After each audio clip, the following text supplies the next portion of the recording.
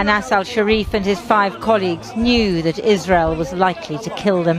গত জানুয়ারিতে গাজায় যুদ্ধবিরতি কার্যকর হওয়ার সঙ্গে সঙ্গে আনাস আল শরীফ টেলিভিশনে সরাসরি সম্প্রচারের মধ্যেই তার প্রতিরক্ষামূলক পোশাক খুলে ফেলেন। আনন্দিত লোকজন উল্লাস প্রকাশ করতে রাস্তায় নেমে আসেন। তারা আনাসকে কাঁধে তুলে নেন।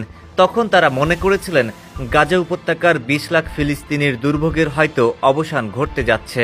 প্রায় ৭ মাস পর ইসরায়েল গাজা সিটিতে এক হামলায় আল জাজিরার সেই সাংবাদিক আনাসকে তার ৪ সহকর্মী সহ হত্যা করল।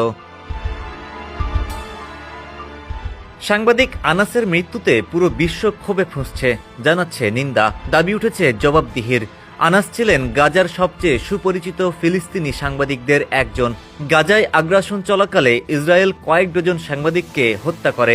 তাদের তালিকায় যুক্ত হল আনাসের নাম। গতকাল মঙ্গলবার সিএনএন-এর প্রতিবেদনে এসব তথ্য উঠে এসেছে। এতে বলা হয়, ইসরায়েল যখন গাজায় আন্তর্জাতিক সংবাদ মাধ্যমগুলোকে প্রবেশে বাধা দিচ্ছিল, তখন ২৮ বছরের আনাস লাখ লাখ মানুষের কাছে গাজার গল্পের মুখ হিসেবে খ্যাতি অর্জন করেন। তার প্রতিবেদনে সংঘাতের গুরুত্বপূর্ণ মুহূর্তগুলোর সরাসরি বিবরণ পাওয়া যেত। ২০২৩ সালের ডিসেম্বরে আনাসকে প্রতিনিধি নিয়োগ দেয় আল জাজিরা। ছিলেন পেশাদার ক্যামেরাম্যান, তাই ক্যামেরার সামনে যেতে ইতস্তত বোধ করতেন। কিন্তু সহকর্মীরা তাকে ক্যামেরার সামনে থেকে প্রতিবেদন তৈরিতে রাজি করান। এই অভিজ্ঞতাকে অবর্ণীয় বলেছিলেন আনাস। আনাস আল শরীফ সহ আল জাজিরার ৫ সাংবাদিক হত্যার ঘটনায় বিশ্বজুড়ে নিন্দার ঝড় বইছে।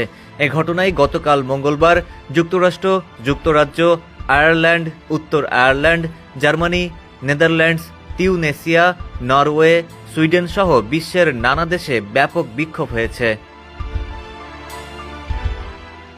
আল জাজিরা জানায়, গণমাধ্যমের স্বাধীনতা নিয়ে কাজ করা সংগঠন পেন আমেরিকা বলেছে, ৫ সাংবাদিককে হত্যা গভীর উদ্বেগজনক বিষয়।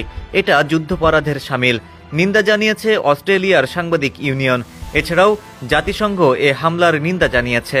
সংস্থাটির মহাসচিব অ্যান্টনি গুতেরেস এ ঘটনায় স্বাধীন ও নিরপেক্ষ তদন্তের দাবি জানিয়েছেন।